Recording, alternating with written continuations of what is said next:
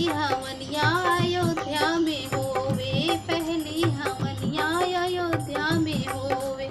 राजा दशरथ के जमीनिया में, राजा दशरथ के जमीनिया में मंगल होवे हवनिया में, हवनिया में श्री रघुवीर के चरनिया में, श्री रघुवीर के चरनिया में। दूसरी हवनिया जनकपुर में होवे, दूसरी हवनिया जनकपुर में होवे। राजा जनक के जमीनिया में, राजा जनक के जमीनिया में मंगल होवे हवनिया में, हवनिया में श्री रघुवीर के चरनिया में, श्री रघुवीर के चरनिया में। तीसरी हवनिया मानुष घर होवे, तीसरी हवनिया मानुष घर